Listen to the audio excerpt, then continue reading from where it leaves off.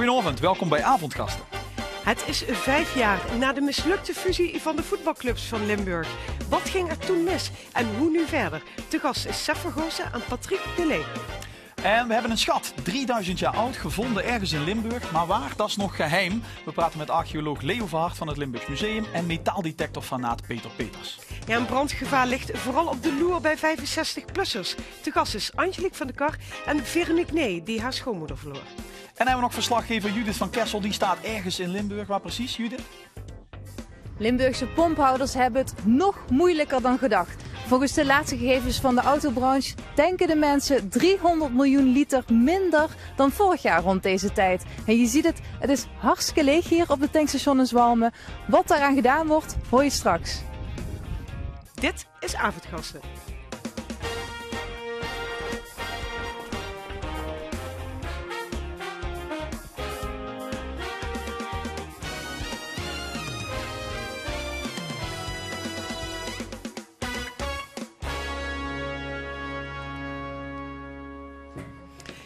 Ja, welkom. De Limburgse voetbalclubs vechten al jaren om hun hoofd boven water te houden.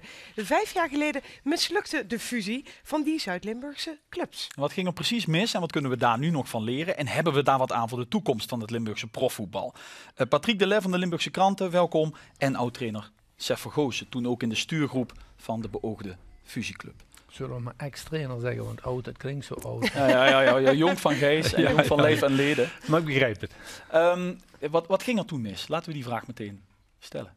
Ja, het enige wat ik daarvan op tafel kan leggen is dat het ene moment de opdracht wordt gegeven om de nieuwe club te presenteren. En een paar dagen later het verhaal komt, het gaat niet door. Ja, dat hadden wij ook meegekregen. Dat ging er mis. Ja. Dat is ook wat ik ervan weet. Maar wat daartussen is gebeurd, dat is nooit aan u verteld? Nee, ik heb er ook nooit naar gezocht. Toen het moment er was dat het duidelijk werd dat het niet doorging, heb ik gezegd, nou, jammer, maar helaas, ik heb mijn portie wel gehad. Dus ik ben nooit meer op zoek geweest naar, ja, waar zit dat nou in? Wat is daar nou precies allemaal gebeurd? Dat is toch raar? U wordt er toch nog wel eens 's nachts huilend van wakker? Nee, goed, het was voor mij gepasseerd. Letterlijk en figuurlijk. En natuurlijk kom je in die jaren erna regelmatig mensen tegen die daar ook een verhaal over hebben en die daar een mening over hebben. Maar ik heb nooit van iemand gehoord hoe het nou precies verlopen is. We zetten even alles op een rijtje en dan praten we verder. Kijk mee. We zouden graag het Heerenveen van het Zuiden willen worden. Maar in plaats van dat Heerenveen van het Zuiden met 30 miljoen leek de stuurgroep niet verder te komen dan het binnenhalen van 11 miljoen euro. Het werd een ware soap. Een deel van de supporters roerde zich en was fel tegen de plannen. Goorden is van ons, hè. En niet van Fortuna of wat dan ook, Goorden is gewoon van ons. Klaar. Onder grote druk en volgens eigen zeggen met harde garanties gingen de stichtingen uiteindelijk overstag. En leken alle seinen op groen te staan voor Sporting Limburg. Als het spreekwoord hoe heftiger de barensweeën, hoe mooier het kindje werkelijk waar is, dan is het in dit geval. En dan is er vandaag toch een meer dan stralende Sporting Limburg baby geboren. Die zal uitgroeien tot een van de fraaiste mensen in het Nederlandse betaalde voetbal. Maar de baby bleek geen lang leven beschoren. Gisteravond werd hij doodverklaard en kwam Sporting Limburg precies 1 week na de grootste babyborrel in Valkenburg alweer aan zijn eind. Ja, en Patrick de Lee is chef sport van de Limburgse Kranten. Vandaag het begin van een drieluik in die Limburgse Kranten om die geschiedenis eens transparanter te maken. Weet u wat er in die tussentijd is gebeurd inmiddels? Tussen die momenten van het aankondigen en het opblazen. Ik weet in elk geval dat we vandaag een verhaal in de krant hebben met Sef. En Sef spreekt daarin toch over een politieke afrekening. Dus wat er precies is gebeurd is, na een aantal gesprekken die wij hebben gevoerd met betrokkenen, moet ik eerlijk zeggen, nog steeds niet duidelijk. Maar dat er in de politiek iets is gebeurd en iets is geschoven op het allerlaatste moment, dat is wel duidelijk. Het ging over geld, de stuurgroep zou geld krijgen, of er zou geld zijn voor een fusieclub van de provincie. De gouverneur zou gezegd hebben, dat geld komt er, no problem. 6,5 miljoen. 6,5 miljoen. En uiteindelijk bleek, toen ze gingen stemmen in de Staten, dat geld er niet kwam. En waarom een politieke afrekening? Tussen wie? Nou, het enige wat ik me kan voorstellen is, ik vind, voor te beginnen moet ik zeggen dat de gouverneur in het hele proces prima inzat. In alle besprekingen die er zijn geweest, is ook altijd iemand van de provincie bij geweest.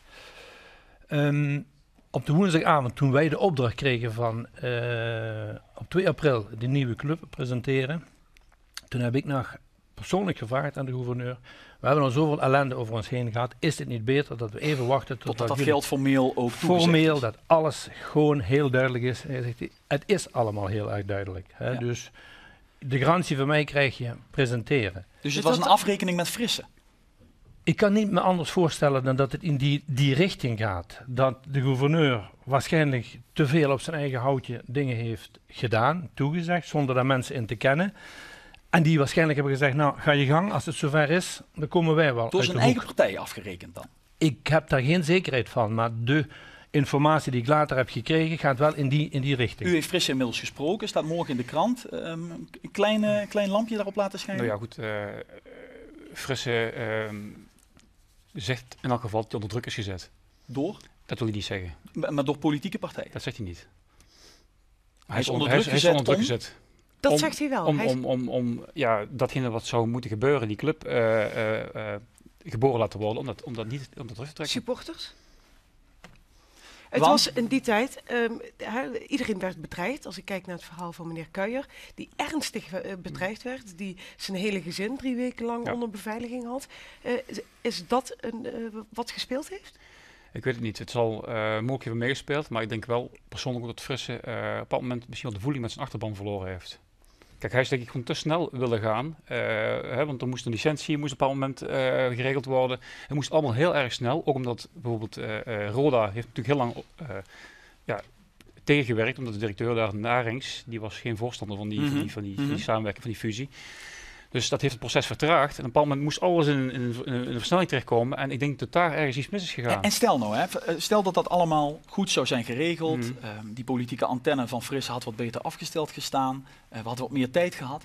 Zou het uiteindelijk goed gekomen zijn met die fusieclub? Zou het kunnen dat die supporters over hun emoties zouden zijn heen gestapt uiteindelijk? Nou, je zult altijd in zo'n fase tegenstanders hebben. En dat begrijp ik ook. Want ja, het is toch hun club. Want ik heb ook wel eens in die fase...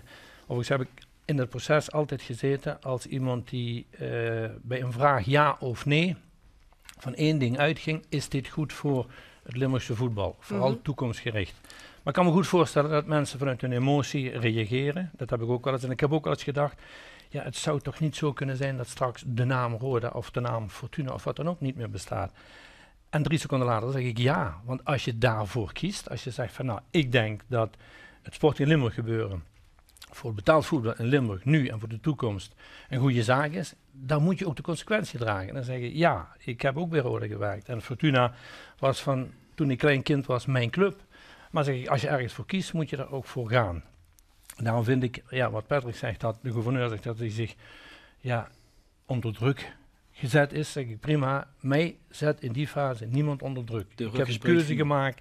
En ik heb toen het niet doorging, heb ik gezegd van luister, hier lopen een aantal mensen rond die als ze even de wind tegenkrijgen, zich omdraaien en met de wind meefietsen. Maar meneer Vergoosen, heeft u geen bedreigingen gehad bij u helemaal aan uw adres? Minimaal. Er zijn natuurlijk wel wat dingen gebeurd. Ik maak het nu nog af en toe mee, maar zeker niet in die mate zoals dat bij Hans Erkens en Serve Kuijer is gebeurd. Ja. We zien wat supporters en we komen uiteindelijk uit bij een voorbeeld waar het wel is gelukt. Let op.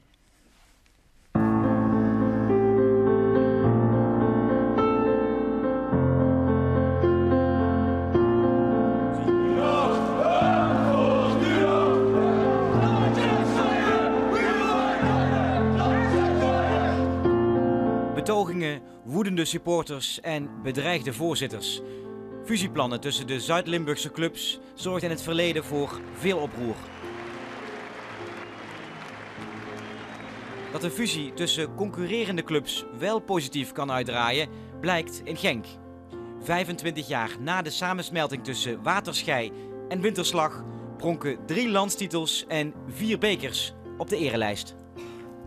Patrick, je hebt ze alle 3 meegemaakt als supporter volgens mij, hè? Absoluut. En eentje daarvan met Sef als trainer. Met Sef. Ik heb Sef nog bijna aanbeden, moet ik zeggen, als supporter van Racing Genk zijn. Je was ook voor het standbeeld. Ik was voor het standbeeld en ik zou het nooit in brand gestoken hebben. Nooit. Waarom is het hier wel gelukt? Wat is dat? Nou, ik denk dat er wel een groot verschil is. Kijk, ik heb begrepen, want ik ben zelf ook opgegroeid in Belgisch Limburg. De verhoudingen liggen hier toch heel anders. Ik begrijp echt, de supporters van MVV, Roda, dat is echt water en vuur. Waterschei en Winterslag kwamen uit dezelfde stad. Het was toch iets anders. Stad. En ik moet ook zeggen, die fusie was van in het begin ook geen succes. Hè? Want ze zijn gedegradeerd. Er kwamen heel weinig mensen kijken. Dat heeft ook tijd nodig gehad. En ik weet, volgens mij eind jaren 90 met Emmy Anteunis, eerste keer titel gepakt. Redelijk verrassend op dat moment. Toen is het gaan leven, is het stadion ook verbouwd. En nu is dat een grote club. En sta jij tussen die supporters van allebei die clubs waar die club uit voortkomt? Staan die allemaal door elkaar? Ik was van origine een Waterschei-fan. Ik had toch een geel-zwarte sjaal van Waterschei onder die tijd. En nu sta ik waarschijnlijk ook tussen voormalige Winterslag supporters. En ik heb er geen enkele moeite mee. En heb je die sjaal nog? Die ben ik kwijtgeraakt en ik weet niet waar ze is. Wat kunnen we leren van Genk? Van hoe het daar gegaan is? Patrick zegt het is eigenlijk een heel andere situatie. Ja, nou wat je kunt leren is dat je als je de boel bij elkaar gooit en ook de weerstanden durft te overwinnen, durft aan te gaan en je daar de tijd voor pakt, dat je tot iets moois kunt uitgroeien. En dat heb ik van de week nog een keer gezegd. Luister, bij mij is het overigens niet zo, als je voor het een bent en het een gaat niet door, dat je dan tegen het ander bent. Mm-hmm. Want als er één blij was het vorig jaar dat Roda zich handhaafde in die laatste wedstrijd tegen Sparta, was ik het wel. Alleen zeg ik, als je dus heel nuchter nadenkt, en daar hoef je geen geleerde voor te zijn, en daar hoef je geen boeken voor na te slaan, en je gaat kijken naar, wat is nou in Midden- en Zuid-Limburg uit de markt te halen, en wat hebben we nodig om structureel eredivisievoetbal te spelen, dan gaat het eigenlijk bijna niet meer. Want ik heb heel veel respect voor de mensen die nu betaald voetbal in Limburg moeten drijvende houden. Heel veel respect. Het is watertrappelen. Maar dan gaat het eigenlijk niet meer zoals we het nu doen. Maar moet je het niet vanuit de supporters bekijken? Dat is bedrijfsmatig bekeken, maar je kunt het ook vanuit de supporters bekijken. Hè? Ja, maar je moet ergens beginnen. En dan zeg ik van, op het moment dat je dan de logica boven water hebt en weet hoe je het beter zou kunnen doen voor Limburg en het Limburgse voetbal, ja, dan kom je aan de tweede poot. Je kunt dit beleid niet aan supporters overlaten. Dat gaat niet. Nou, we spreken over supporters, maar ik denk als je het hebt over supporters die nog altijd gekeerd zijn tegen een fusie, dat is nog maar ook een gedeelte van de supporters. Hè? Want ik geloof echt niet dat alle supporters van Fortuna Sittard en alle supporters van MVV en alle supporters van Roda JC met de ruggen naar elkaar staan. Ik denk dat een groot deel van die mensen ook gewoon wil dat er een club komt. Je hebt toen een enquête gehouden, Dagblad de Limburger. 65% van de Zuid-Limburgse voetballiefhebbers was toen voor een fusie. Maar ik geloof 77% van de seizoenkaarthouders van Roda JC was daar fel op tegen. Dus die seizoenkaarthouders ben je kwijt, maar blijkbaar is er genoeg achterland om zo'n club dan toch een plaats te geven. Ik denk het wel. En ik weet ook niet of je die mensen kwijt bent, hoor. Kijk, ik denk wat Sef zegt, als je dat project de tijd geeft en daar de tijd geeft om te groeien en tot bloei te komen, dan gaan die mensen ook gewoon weer die club omarmen. Daar ben ik van overtuigd. Zouden ze er nu klaar voor zijn? Meneer Vergoosen, denkt u? Het was destijds echt onmogelijk. Zou het weer kunnen? Want als we kijken naar MVV, Fortuna, Roda, ze hebben het zwaar op vele fronten. Ja, ze hebben het heel erg zwaar. Ja. Maar of het nu kan, ja, ik denk dat de mensen die zich toen hebben afgekeerd tegen de fusie, dat die dat nu ook zullen doen weer. Want ik zou niet een reden kunnen bedenken waarom dat ze nu in één keer voor zijn. Maar je moet die weerstand wel durven aan te pakken en te overwinnen. Sef zegt vandaag ook in het interview in onze krant, van niemand gaat gaan branden. Als je praat over een georganiseerde stap om weer een nieuwe club in het leven te roepen of clubs te gaan samenvoegen, daar geloof ik niet in. Ik denk dat, heb ik wel eens gezegd, dat de wal het schip wel keert. Dus we krijgen een natuurlijke sanering, zo noemt u het. Dat betekent eigenlijk gewoon 1 of 2 clubs gaan failliet, misschien wel 3. Dat verwacht ik wel. Daar waren we dus al heel dichtbij. Vandaar ook dat de tweede opdracht was, ga nou eens kijken. Hè, toen in beeld was gebracht van, nou, hoe ziet de Limburgse voetbalwereld eruit, financieel, hoe staan we ervoor? De tweede opdracht was van, nou, als het zo slecht is, kijk eens hoe we het beter kunnen doen. Ja, dat zou je nu weer moeten doen. Tenzij je zegt van, nou, ik vind de eerste divisie voetbal ook leuk. Laten we lopen. Dan zien we het wel. Ik denk dat ze dat ook zeggen. Als je de commentaar van voorzitter van MVV Rinkens hoort, waar ze de jeugd nu ook voor een groot deel hebben opgegeven, aan de B-weg. Dan vraag ik me af welk perspectief heb je überhaupt nog. Maar goed, die mensen vinden het volgens mij ook helemaal niet erg om eerste divisie te voetballen. Voor 2000 mensen op een vrijdagavond of een zondagmiddag. Nee, maar je praat dan wel over een heel klein gedeelte. Hè? Misschien 2% van de Limburgse bevolking, misschien nog minder. Maar we denken niet over 8 of 5 jaar. Is het denkbaar dat je een nieuwe voetbalclub opstart? Dat je een nieuwe licentie krijgt, dat je die fusies vergeet, maar dat je gewoon iets heel nieuws begint? Dat was toen al. Er was geen sprake. Er was toch heel lang sprake van dat de licentie van Roda JC, de licentie van Sporting Limburg. Ja, maar er was geen fusie. Vandaar ook dat heel bewust is gekozen voor een andere naam, waarin Roda, de naam Roda en Fortuna niet in voorkwam. Ook de kleuren niet. De kleuren uniek was bij die nieuwe club, die 5 dagen heeft bestaan, dat het logo van de sponsor uniek in de wereld op het shirt zou komen. Het logo van Limburg. Dat is bij geen club in de wereld waar het logo van de sponsor, van de hoofdsponsor, op het shirt staat. Dan zeg ik, ja, maar ook dat in de kleuren, geen Fortuna, geen Roda, een nieuwe club, Sporting Limburg ook, vandaar de naam, waarin natuurlijk weliswaar medewerkers, spelers, zoveel mogelijk in die nieuwe club opgingen. Natuurlijk. Maar geen fusie. 2 clubs hielden op te bestaan, dan zou een nieuwe club komen. Ja, hier is knetterhard aan gewerkt. Toen, 5 jaar geleden, in die Sporting Limburg. Zijn we nu, 5 jaar later, zijn de clubs wellicht nog verder in de modder gezakt. En zijn de problemen nog groter. Maar zijn wij ook 5 jaar verder en hebben we meer geleerd? Nou, wat in elk geval duidelijk is, vandaar ook dat ik, wat ik straks zei, heel veel respect heb voor mensen die nu dat betaald voetbal in Limburg drijvende moeten houden, is dat welke club dan ook niet gegroeid is. We moeten elk jaar inleveren. Ja. Nou, dat is gewoon een duidelijk bewijs van het feit dat het, ja, als je zegt structureel middenmoot Eredivisie, dit zo dadelijk een keer fout loopt. Goed, maar op dit niveau blijven ze het niet redden. Nee, kijk, als je kijkt de budgetten naar volgend seizoen toe, worden overal teruggeschroefd. Ja. Dus dat betekent wellicht nog minder kwaliteit, nog minder uitzicht op topprestaties. Dus we blijven wat dat betreft dat ter plekke trappelen. Nee, sterker nog, we gaan achteruit. En we hadden Europees voetbal kunnen hebben nu. Hè? In 2013, dat zou het topjaar moeten zijn geweest. Ik heb ooit voorgesteld als de oprechte leugenaar om Belgisch en Nederlands Limburg bij elkaar te pakken. Dat is een prijs, bij de UEFA vragen we een nieuwe licentie aan. Dat betekent dat we in Limburg elk jaar een kampioen hebben, Europees voetbal, de bekerwinnaar uit Limburg komt. Misschien is dat een alternatief. Maar dat bedoelde u niet als leugen? Nee. Ja, eigenlijk wel. Maar goed, dat was even met een beetje humor. Ja. Maar dat gaf wel aan van ja jongens, het is zo heel erg moeilijk om als Limburg nog iets te betekenen. Ex-trainer Sef van Goossen, dankjewel. Patrick Delain, dankjewel. En onze verslaggever Judith van Kessel, die staat bij een pompstation. Judith. Ja, hier op het tankstation in Zwalmen is het rustig, net als bij veel tankstations in de Limburgse grensregio's. Marcel Kok, u bent hier de pomphouder. Ja, u bent al samen met medepomphouders al maanden aan het protesteren. Maar nu zegt u, het gaat nog slechter dan slecht. Het gaat nou nog slechter als vorige maand. Elke dag wordt het rustiger. We zijn al 2 uur eerder per dag gaan we al dicht, omdat het zich niet loont om die lange tijd open te houden. En ja, zoals het nou uitziet, ik denk dat we achter een maandje helemaal gaan sluiten. U gaat over een maand al sluiten? Ik denk dat ik over een maand gewoon ga sluiten. Ik wil het zelf niet meer. Ik ben zo gefrustreerd in de Nederlandse politiek en hoe ze ons eigenlijk behandelen. Ik vind het eigenlijk schandalig. We hebben eigenlijk jaren voor de Nederlandse schatkist gewerkt. We hebben altijd mooi de accijns bij elkaar gewerkt, dan mooi afgedragen en de BTW. En dit is dan een dankjewel wat we krijgen. En ik ben daar eigenlijk wel een beetje boos over. Een maandje geleden was ik nog gefrustreerd, maar ik ben nu eigenlijk boos. U bent erg boos? Ik ben erg boos. Ik ben eigenlijk diep teleurgesteld in de Nederlanders die dit politiek bedrijven. Dus maar heeft u nog niet enkele hoop op staatssecretaris Wiebes? Want die gaat nog de resultaten van de afgelopen maanden bekijken, bestuderen. En dan inderdaad kijken, klopt dat de pomphouders in de grensregio's daadwerkelijk het zo slecht hebben? Ja, ik denk dat hij de cijfertjes gaat bekijken. Maar als hij in mei de cijfertjes gaat bekijken, dan duurt het nog 2 maanden eer dat ze alle cijfertjes bekeken hebben. En dan komt de vakantie. En dan is voor veel pomphouders is het gewoon te laat. De voorraad, het geld wat we eigenlijk hebben is op. Het is er niet meer. We verdienen niet zoveel. Het zijn maar centjes wat we verdienen. Dus dat is het grote probleem. U zit hier, ik denk 500 meter van de grens af? Ja, een goede 500 meter van de Duitse grens af. En merkt u dat echt iedereen daar naartoe gaat, gaat tanken? Ja, de meeste mensen rijden gelijk door naar Duitsland. Ik zit eigenlijk precies op de grens. En in het verleden kwamen de mensen hier uit het dorp nog wel tanken, omdat we enigszins dan goedkoop waren.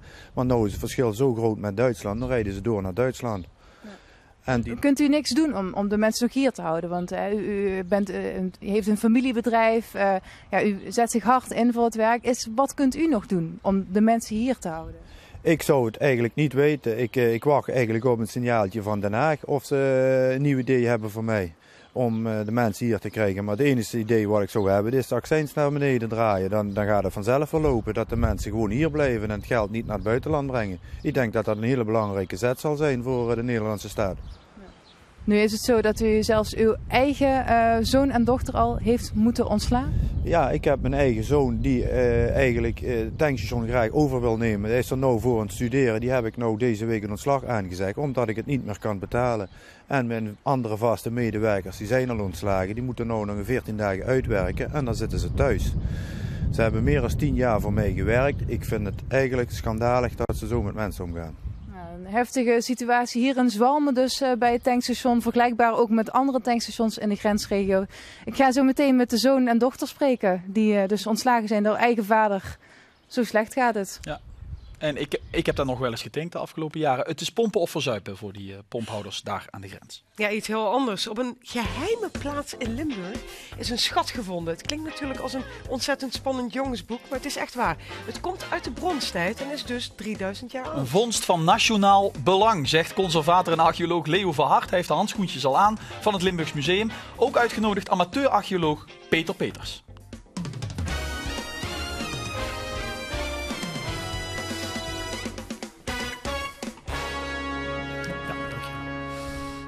Nou, daar is het. Als je nou van die trap afgevallen zou zijn, Leo, wat waren we dan kwijt geweest aan verzekeringskosten? Nou, Wat was de verzekering kwijt geweest? Het is nog niet verzekerd. Dus dat, Oké. Dus doen. Wat is het? Nou, het is een schat voor het museum, maar het is geen echte schat in de zin van zoals jullie dat graag zouden willen zien. Maar, een kistje met gouden munten. En, ja. Nou, dit is een deel. Er zijn 85 fragmenten van brons. Van verschillende vorm, nou, daar zal ik straks iets over vertellen. En die zijn gevonden op een akker waar een amateur-archeoloog al 8 jaar lang zorgvuldig vondsten verzamelt, registreert enzovoort. Mag ik hem stellen? Want waar is het dan gevonden? Ja, dat ga ik natuurlijk niet vertellen. En dat heeft ook zijn reden, want iedereen vraagt natuurlijk van waar is het nu precies enzovoort. Het is in de gemeente Echt Susteren, dat kun je wel zeggen, Midden-Limburg. Maar waarom doen we dat nog niet? Omdat we nog vervolgonderzoek willen doen. We hebben deze vondst al zo snel willen laten zien, omdat we een nieuwe archeologische presentatie in het museum open gaat op vrijdag 2 mei voor laten we zeggen, de officiële opening. En 3 mei voor het grote publiek. Een geheel vernieuwde presentatie. En daar zitten allerlei schatten in. Allemaal mooie, bijzondere voorwerpen. En dan moet je toch even vertellen, van, als je het niet wil verklappen omdat je nog wetenschappelijk onderzoek wil doen. Dat kan toch ook als je het wel verklapt? Nou, daar zal ik iets over zeggen. Misschien dat Peter daar ook iets over kan zeggen. Want Peter is amateur-archeoloog. Dat is een van die mannen die met zo'n metaaldetector op de vrije zondag en de vrije zaterdag door het veld loopt. Ja. En dan wachten op piepjes, denk ik dan. Of wie heet dat? Klopt. Ja. Dat klopt. Ik weet niet of het in het Limburgs of in het Nederlands. Je gaat zelf kiezen, Peter. Nou, dan doe ik het in het plaat. Nou, het is zoals Leo inderdaad zou vertellen, waar de locatie precies zou zijn. Daar kan ze zich op nemen. Dat is geen archeologisch onderzoek maar plaats. Want, wat gaat er dan gebeuren? Dan is een mondlandschap. Dan ga je het zelf vergozen met zijn eigen metaaldetector. Met een schop. Ja, met een schop. Ja. Dan ga je het vernoemd achterom, want het is bij die achterom gevonden natuurlijk. Hè. Ja. Want de hersen van die kooiboys die dan zelfs nu met het bericht Echt Susteren mensen die door vannacht gewoon kijken. Ik ben bang dat dat al te veel gezegd is. Ja, voor de goede orde, dit is ook niet de vinder van de schat, want de vinder van de schat wil anoniem blijven. Omdat de bang is dat als we ze de naam nemen, dat er dan gevolg gaat weren, nog plaatsen worden nog gaat opgraven. Nou, dat niet zozeer, maar... Het lijkt wel de NSE. Nee, maar zo iemand wordt natuurlijk vreselijk lastiggevallen door iedereen. En die meneer heeft daar geen zin in. Dan wil ik ook niet dat hij daarmee lastiggevallen wordt. En ik waardeer hem zeer. Ik ben dolgelukkig dat hij op tijd deze vondst heeft gemeld, zorgvuldig heeft geregistreerd. Want dat had hij ook niet kunnen doen. Hè? Hij had ook thuis een museumpje kunnen inrichten met zijn eigen spulletjes, Peter. Dat is zich toen zo ook vast, hè? Of niet? Dat heb ik. Ik zoek eigenlijk al vanaf 1965 als klein manneke. Ik was eigenlijk bij de visclub in Neer. En daar zaten erkende amateurarcheologen, Sef Silfrans en Joost Smeets. En die hebben mij eigenlijk het vak geleerd. En het vak, is het een vak? Nou ja. Moet je dit leren? Kijk, nee, maar is het puur toeval of ga je hiernaar op zoek? Nee, dit is denk ik een toevalstreffer. Ja? Het is mij ook gebeurd. Ik heb ooit een keer een schat mogen vinden. Een muntschat, een echte schat, hè? Een muntschat. Keltische muntschat. Een Keltische muntschat, inderdaad. En dat was echt puur toeval. Maar dan, probeer me mee te nemen met zo'n metaaldetector, dat piept. Ja. Maar wanneer weet je nou dat er iets ligt dat je denkt, nou moet ik even de grond in? Ja, nee, je hoort het aan het piepje eigenlijk, aan de vorm van de piep, het geluid. Wat is de goede piep? Een hele heldere piep. Heb je bijvoorbeeld ijzer, je kan je metaaldetector discrimineren. Dat houdt in dat je ijzer hoorbaar maakt. Krijg je een krakend geluid en denk je van nou, dat moet ik niet hebben. Krijg je dan een hele heldere piep en dan denk je van nou, dat is hem. En dan geeft ze met de schub de grond in. En dan heb ze gelukt, dan heb ze een hele mooie munt of een bronzen voorwerp. Maar wat hetzelfde gaat, je hebt zo'n blikske. En nu heb je een schat, Leo, omdat je er werden volgens mij 87 voorwerpen gevonden. We gaan eerst even kijken in het restauratieatelier, Restaura in Halen. Daar zijn ze gerestaureerd toen jullie ze hebben verworven, zeg maar. Daar zien we de hele schat, komen we zo meteen bij het pronkstuk. Ja. Kijk mee. Op deze manier zijn de voorwerpen bij ons binnengebracht. En dan zie je dat er bijvoorbeeld stukken bij zitten die op het eerste oog bij elkaar lijken te horen. En dan gaan we eens kijken van wat hebben we nu, wat zit er nu precies in. En dan hebben we hier een voorbeeld. Dan blijken die stukken inderdaad wel bij elkaar te horen. En uiteindelijk komt er dan zo'n prachtige armband, een zogenaamde paletarmband uit tevoorschijn. Dus dit zijn de stukken die los in die bakjes lagen die wij aan elkaar teruggepuzzeld hebben, verlijmd hebben, onderzocht hebben en geïmpregneerd hebben. En dit stuk gaat dadelijk zo naar het museum toe. Nou ja, prachtig. Het ziet een beetje groen en het ziet er eigenlijk uit als een soort van verwrongen hoefijzer, Leo. Nou ja, dit is bijna een wapen. Dit is echt geen verwrongen hoefijzer. Dit is echt een zogenaamde paletarmband. Die is heel bijzonder, omdat we in Nederland hebben daar nog geen enkele ooit van gevonden. Ook geen fragmenten, voor zover ik weet. Dus dit is echt heel bijzonder. Die komen in België voor en in Frankrijk. In België ook maar 4 stuks. Dat is ook heel erg zeldzaam. En die zijn allemaal bij elkaar gevonden met dit andere materiaal. Dat zijn allemaal sierelementen die op kleding hebben gezeten of als paardentuig zijn gebruikt. De huidige brosjes, moet ik dat zo zien? Ja, zo moet je dergelijke denken. Ja. Er zitten dit soort buisvormige kralen zitten daarbij. Die kennen we heel erg goed uit Zuid-Frankrijk. En bijvoorbeeld zo'n wagenwiel of zonnerad zou dat ook kunnen zijn. Hou hem even rechtop. Ja, zo zien we hem goed. Ja, zo, ja. Ja. Nou, die combinatie van vondsten is eigenlijk heel bijzonder. Want we kennen dit soort vondsten van andere vindplaatsen. En dan zijn het vaak zitten daar wapens en werktuigen bij. En tot op heden zijn hier nog geen enkel restant gevonden van een wapen of van een Dus eigenlijk alleen maar sieraden, als ik ze zo mag noemen. Ja. En wat zegt dat?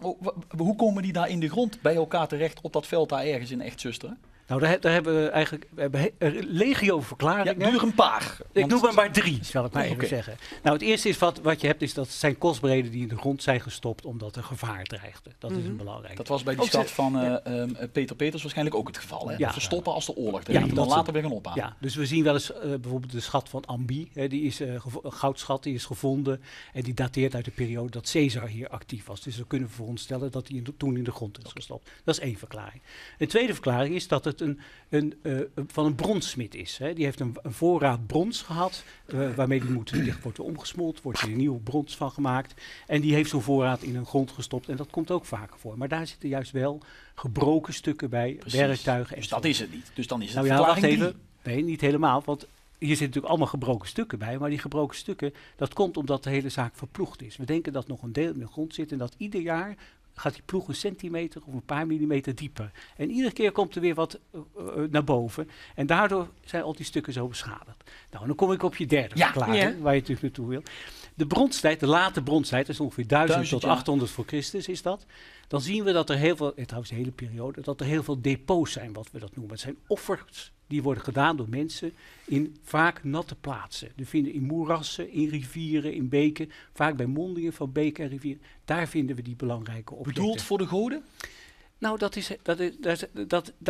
weten we dus niet als archeoloog. Want ze schreven niet, die mensen die toen leven. We hebben geen geschreven bronnen uit die tijd. We weten eigenlijk niks van die mensen. Nou, nee, we weten ondertussen een hele hoop. En we kennen wel een aantal patronen. Hè. Dus we zien bijvoorbeeld in grafvondsten, hè, we weten dat mensen in die tijd werden gecremeerd. Daar zat dit soort materiaal daar nooit bij. Daar ging een klein mantelspeltje mee of wat dan ook. Maar werktuigen, dat ging niet. Die gingen niet mee in het graf. Met die werktuigen, met die sieraden werden andere dingen gedaan. Die werden echt geofferd in het water. En dat konden verschillende oorzaken hebben. Iemand kon zijn macht tonen. Hè. Ik zeg wel, ik maak wel eens een grap. Ja, was het een machtsvertoning of was het rijkdom? Of wat was dit? Dit waren echt sieraden voor vrouwen. Ja, maar het is een samenleving met bling-bling. Ja. Dus alles moest overdadig. Als je de zwaarden ziet, zijn enorm groot, zijn fraai versierd enzovoort. De sieraden extra groot. We hebben enkelbanden waar je bijna niet kan lopen. Het lijken wel voetboeien waar je dan mee rond moest lopen. Was het dan een statussymbool? Ja, hoe meer brons dus in je dat had. opzicht is de mens niet veranderd. veranderd? De mens is nooit veranderd. Nee? Leo, Dus ik weet nog een vierde. Een vierde reden waarom het in de grond is gekomen? Ik ben benieuwd. Vroeger, en ik denk nu ook nog, woonden daar alleen maar hele rijke mensen. In Exeter? In uw achtertuin. Ik heb al eens een hele goede omroep. We hebben beelden uit die tijd. Misschien kun jij ondertussen wat vertellen over hoe die wereld daar in elkaar zat. Wat die mensen woonden in van die Asterix en Obelix huisjes, stel ik me dan altijd voor. Ja. Maar hadden die, wat waren dat, steden of dorpjes? Nee, het waren boeren. En die boeren woonden eigenlijk in losstaande boerderijen die in het landschap lagen. We hadden niet echte dorpjes. En er waren lokale leiders daarbij die een serie van die huizen, laten we zeggen, daar een bepaalde machtspositie over hadden. Dat kon zijn omdat ze de handel konden domineren of dat ze krijgshaftig waren. Want was geen vredige tijd. Hè. We kennen massagraven uit die tijd. Echt moordaanslagen kennen we uit die tijd. Echt zuster, hè? Ja. Nou, ik weet niet of dat zo is. Maar dus er waren mensen die meer macht hadden. En die lieten dat ook zien. En we denken dat dat bijvoorbeeld zou kunnen zijn door middel van die offers. En Peter, is dit nou ook de reden dat je met die metaaldetector rondloopt? Dat je via die wat rare voorwerpen, een beetje groen geworden, hè, brons, dat je eigenlijk terugkomt, als je je ogen dicht doet, in die tijd? Historische sensatie. Nou, was het maar waar dat ik dit gevonden had. Dit is waar een metaaldetectoramateur van droomt. Ja? Ja. Dit is watertanden toekijken. Ja. Ja, maar ik wil er nog iets aan toevoegen. Kijk, het is goed dat er metaaldetectoramateurs zijn. En dat die dingen... Ja, nou kijk, het punt is dat... wat we natuurlijk erg missen... Mensen moeten wel dingen melden. Want waar gaat het eigenlijk om? Archeologen kunnen eigenlijk alleen maar iets zeggen over de context van dingen. Waar het precies gevonden is. Hoe het in de bodem is. Wat er bij elkaar zit, enzovoort. Dat levert ons informatie op. Als iemand met zo'n losse armband was gekomen, die had gezegd, ja, ik heb het op de markt van Tongeren gekocht of wat dan ook. Ja, dan vinden we het geweldig, maar we zouden er eigenlijk niks aan hebben. En Peter, dus heb je in die wereld van die amateurarcheologen, die metaal, heb je eigenlijk de kooiboys en de goede rikken. De goede rikken die het netjes melden. Ja. En komen die elkaar tegen op het veld? Dan weet je ook wat we met een kooiboy. Ja, natuurlijk komen die elkaar tegen, maar je kan het aan de buitenkant niet zien. Maar je weet het. Dat hoeft niet altijd. Nee. Nee, dat hoeft Jij hebt tot nu toe alles netjes gemeld wat je gevonden hebt? Ik heb altijd alles gemeld. Ja. Leo, wat is dit waard? Vraag ze dan bij tussen kunst en kitsch altijd. Nou, een van de grote voordelen van een museummedewerker is dat hij nooit iets over de prijs mag zeggen. Dus ook als ik bij tussen kunst en kitsch zou zijn, dat ben ik wel eens een paar keer geweest, dan werd mij ook die vraag gesteld, maar als museummedewerker mag je dat niet. Kijk, daarom hebben we Peter Peters uitgenodigd. Peter met een kennis ook. Peter, hey, onder ons gezag, hè. Wat zou dit waard zijn? Wat had ze historisch gezien onbetaalbaar. Maar verzekeringswaarde. Durf ik helemaal niks over te zeggen. Sef, wat is het weer? Patrick, jij bent journalist, kom op.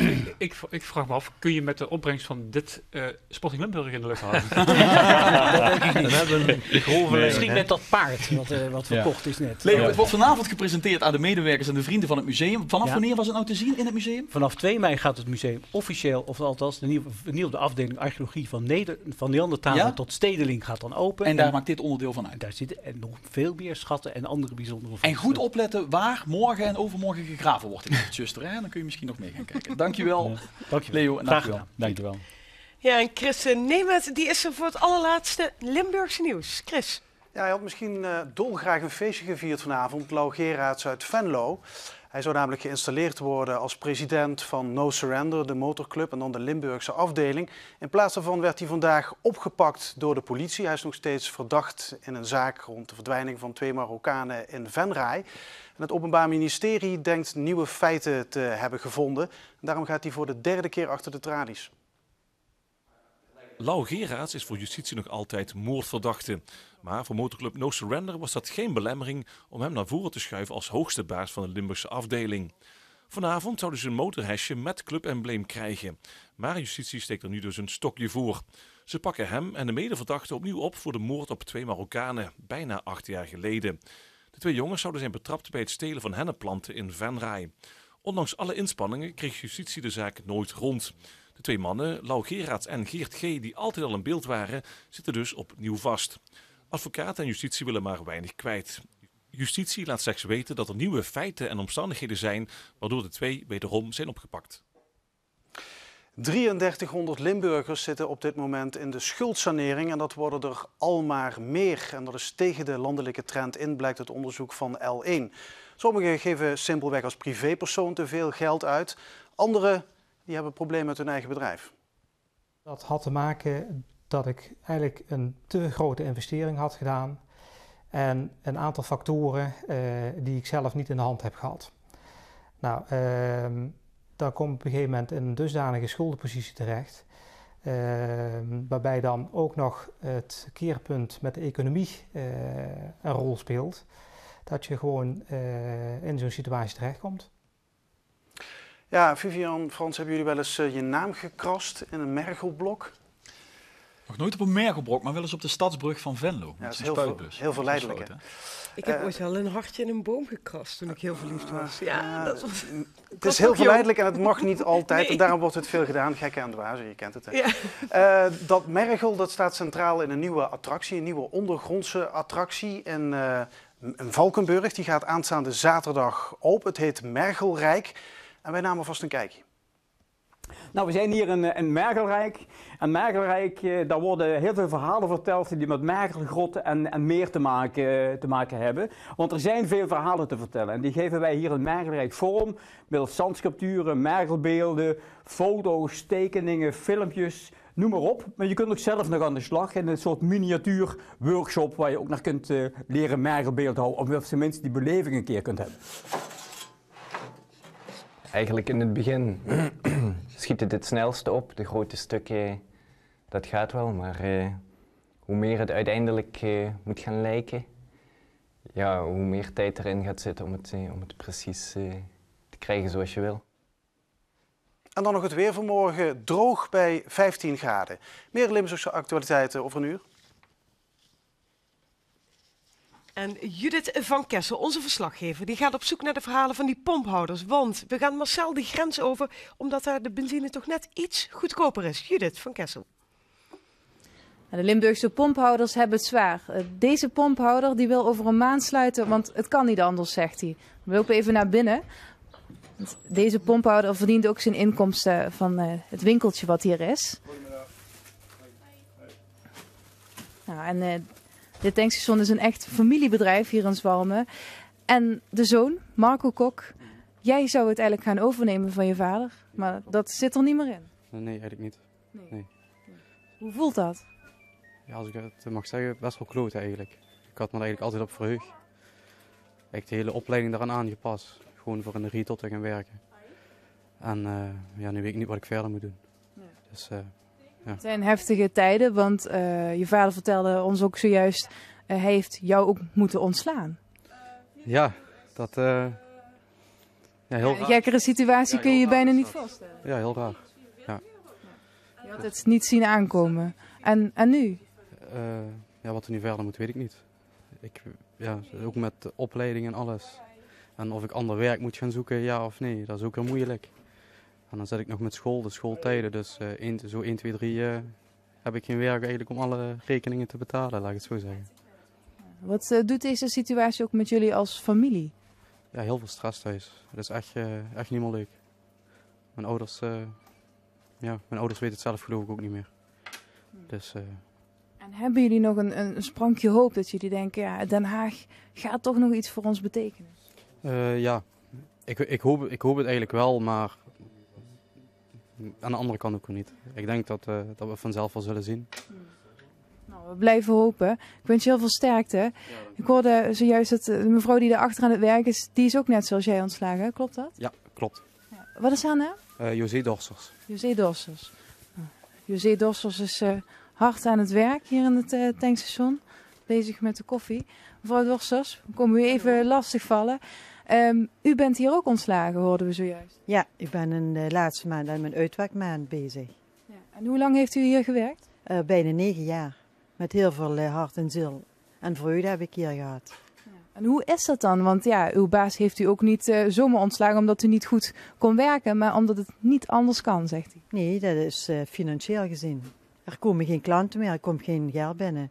Hij kan ons dan niet meer betalen.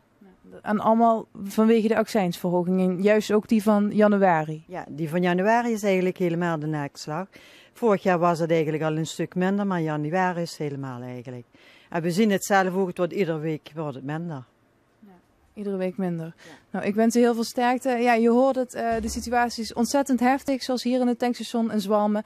En dat zal geregeld ook bij andere tankstations hier in Limburg zijn. En ze hopen dus op de hulp vanuit Den Haag. Dankjewel Judith, dankjewel. De brandweer waarschuwt, let op onze 65-plussers. Ze zijn namelijk steeds vaker slachtoffer van woningbrand. Zo wijzen landelijke cijfers uit. Veronique Nee kan erover meepraten. Haar schoonmoeder kwam om na zo'n brand.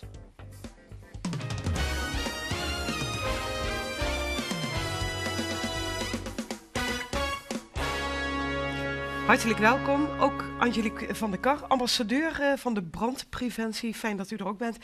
Veronique Nee, laten we eerst teruggaan naar die avond, 21 februari, wat er toen gebeurde. Ja.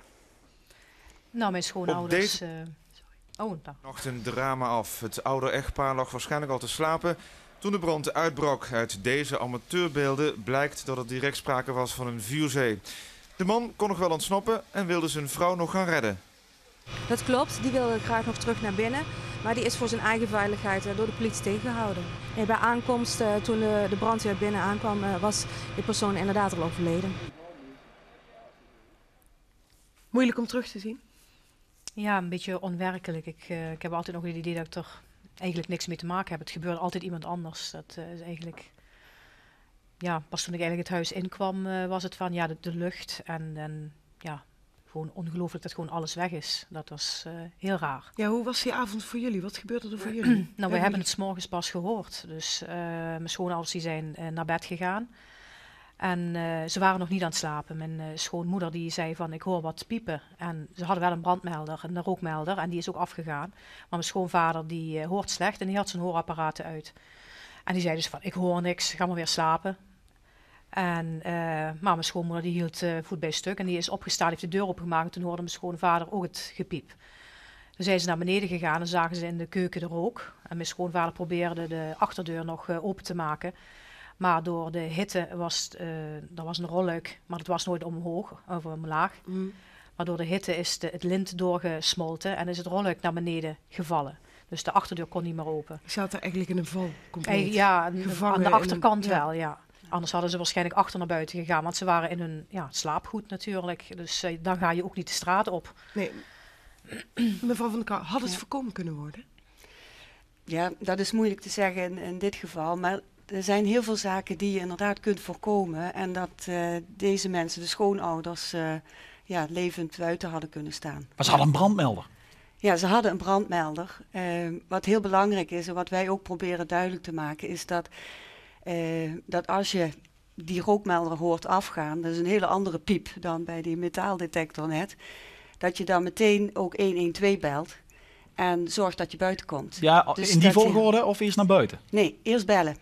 Bellen en dan zorgen dat je naar buiten komt. En dat hoe je buiten komt, hoe je snel en veilig buiten komt, dat is iets wat je, daar moet je het met mensen over hebben. Voordat ze dat beseffen. Maar ik denk als bij mij, ik heb op elke verdieping brandmelders hangen, dat ik mijn kinderen grijp en dan denk bellen, maar ik wil eerst mijn kinderen veiligheid. Ja, zo denken toch velen? Ja, dat klopt ook. Maar het is ook iets wat je van tevoren ook eens gewoon moet bespreken. Zo van, wie pakt de kinderen? Is die trap waar we af moeten gaan, is die vrij van de spulletjes, van het speelgoed, van de kistjes en zoiets? En wie belt 112? En het bericht van de brandweer vandaag is dat we het niet alleen met onze kinderen moeten bespreken, maar ook met onze ouders, met 65-plussers. Ja, dat is wat wij als brandweer ook vorig jaar daarom ook heel bewust mee begonnen zijn. Zo van de groep senioren die langer zelfstandig thuis moeten blijven wonen, steeds minder mobiel worden. Ook meer apparaten in huis hebben als rollators en dergelijke dingen.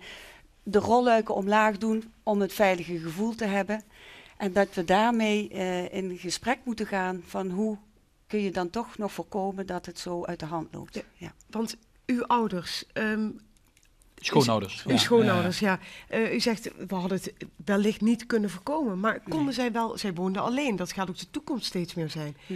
Waren ze dat nog toe in staat? Was het veilig voor hun om nog alleen te wonen? Ja en nee. Voor mijn schoonmoeder eigenlijk niet. Zij was dementerend. Maar mijn schoonvader, die was nog heel goed bij de tijd, is die nog steeds.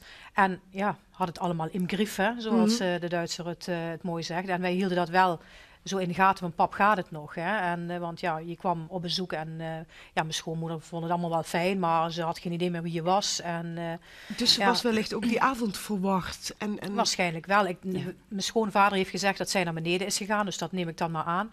En hij achter haar aangegaan is. En hij is zich toen met die brand gaan bemoeien, die in de keuken was. En wat in die tijd met mijn schoonmoeder gebeurde is, dat weet hij eigenlijk niet.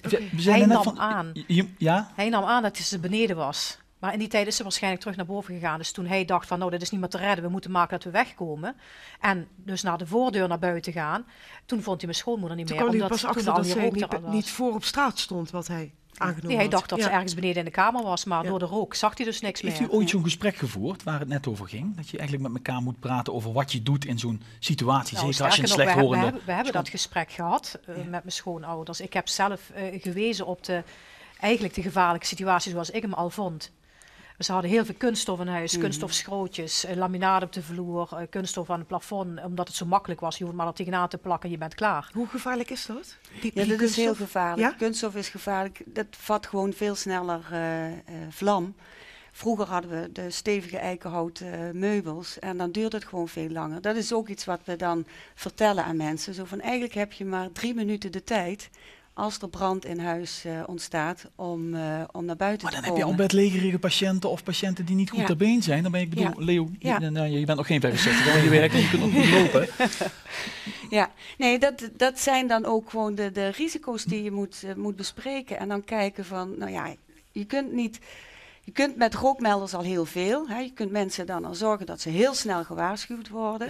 En dat ze dan naar buiten toe komen. Maar ja, net wat ik al in het begin al zei, je kunt niet alles voorkomen. U legt mensen voor, hè? Ja, dat is, u zei wel net de ambassadeur, maar we proberen eigenlijk zoveel mogelijk andere mensen, die bij andere mensen achter de voordeur komen, onze ambassadeurs te zijn. Dus eigenlijk onze ogen en oren te zijn.